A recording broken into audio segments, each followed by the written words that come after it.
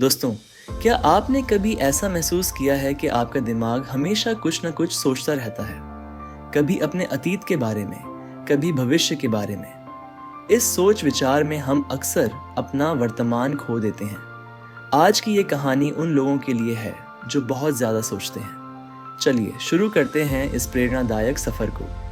यह कहानी एक छोटे से गांव की है, जहां एक युवक विकास रहता था। विकास अपने गांव का सबसे पढ़ा लिखा और समझदार व्यक्ति माना जाता था।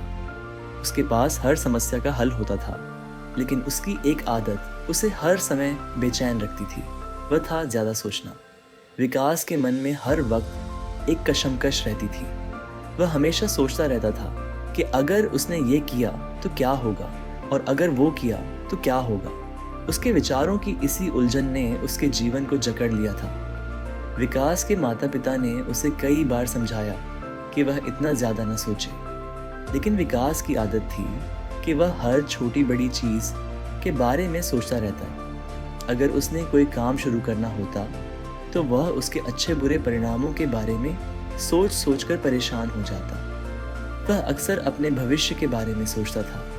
अगर मुझे नौकरी नहीं मिली तो क्या होगा, अगर मेरा करियर नहीं बना तो। वह भविष्य की चिंता में इतना डूब जाता कि उसे अपने आज की अहमियत ही नहीं समझ में आती। एक दिन गांव में एक बुजुर्ग व्यक्ति आए। वह एक संत प्रकृति के व्यक्ति थे, जिन्हें जीवन का अच्छा खासा अनुभव था। गांव के लोग उन्हें बहुत सम्मान देते थे और उनकी बातों से प्रेरणा लेते थे। विकास भी उनसे मिलना चाहता था, इसलिए एक दिन वह उनके पास गया। विकास ने बुजुर्ग से कहा, बाबा, मेरा मन हमेशा बेचैन रहता है। मैं हर वक्त कुछ न कुछ सोचता रहता हूँ और इन विचारों से मेरा मन परेशान हो जाता है। बुजुर्ग ने मुस्कुराते हुए कहा, बेटा, जब भी हम ज़्यादा सोचते हैं तो हम अपने वर्तमान को खो देते हैं। सोच का मकसद हमें रास्ता दिखाना होता है, लेकिन अगर हम उसमें ही उलझ कर रह जाएं तो जीवन की राह से भटक सकते हैं। समझो कि ज़्यादा सोचना ऐसे है जैसे हम एक जंगल में बिना दिशा के घूम रहे हैं। जितना सोचोगे उतनी ही गहराई में फंसते जाओगे। विकास ने बुजुर्ग की बात पर गौर किया और सोचा, बाबा सही कह रहे हैं, मेरे विचार ही मुझे गुमराह कर रहे हैं। बुजुर्ग ने फिर से कहा, चलो एक छोटा सा प्रयोग करते हैं। तुम्हारे पास एक बाल्टी पानी है, क्या तुम उसे अपने हाथ में पकड़ सकते हो? विकास ने हाँ में सिर हिलाया और बाल्टी को उठाया।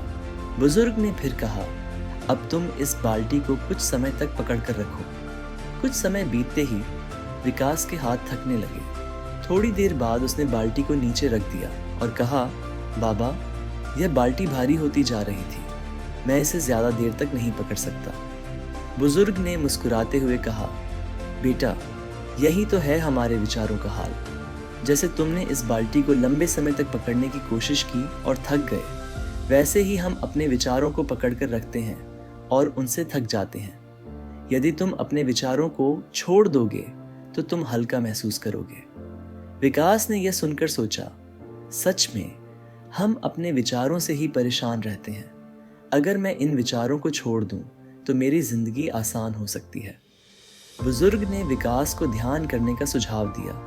उन्होंने कहा, हर रोज कुछ समय के लिए ध्यान करो, इससे तुम्हारे मन को शांति मिलेगी और तुम अपने विचारों को काबू में रख पाओगे। जब तुम ध्यान करोगे तब तुम्हारे विचार शांत हो जाएंगे और तुम अपने अंदर के शोर से आज़ादी पा सकोगे। यही तुम्हें असली शांति देगा। विकास ने बाबा की सलाह मानी और धीरे धीरे ध्यान करना शुरू किया। कुछ ही समय में उसे महसूस हुआ कि विचारों का बोझ हल्का हो रहा है। वह अपनी जिंदगी में एक नई ऊर्जा महसूस कर रहा था। विकास को यह भी समझ में आ गया कि ज़्यादा सोचने का सबसे बड़ा नुकसान यही है कि हम खुद को एक अंधकार में कैद कर लेते हैं। हम कल्पना के जाल में फंस जाते हैं और हमारे जीवन का वास्तविक आनंद खो जाता है। यदि हम वर्तमान में जीने की आदत डाल लें और छोटे छोटे पलों का आनंद लेना सीख लें तो हमारा जीवन कितना सरल और सुखमय हो सकता है। विकास ने यह भी सीखा कि समय की कद्र करना और भविष्य के बारे में कम सोचना ही सच्ची खुशियों की कुंजी है। विकास ने अपने जीवन में एक नई शुरुआत की। उसने अब ज़्यादा सोचना छोड़ दिया और वर्तमान में जीना शुरू किया। वह हर दिन का आनंद लेने लगा और भविष्य की चिंता से मुक्त हो गया। उसे समझ में आया कि जीवन में असली सुख और शांति तभी मिलती है जब हम अपने विचारों को नियंत्रण में रख पाते हैं। वह अब एक नई सोच के साथ जीवन जी रहा था। दोस्तों, ये कहानी हमें सिखाती है कि ज्यादा सोचना हमें केवल तनाव और चिंता देता है। यदि हम अपने विचारों को छोड़कर वर्तमान में जीना सीख लें तो जीवन में हर चुनौती का सामना करने का साहस हम पा सकते हैं। तो दोस्तों, अगर आप भी ज्यादा सोचते हैं तो इस कहानी को याद रखें। वर्तमान में जीना ही जीवन का असली आनंद है।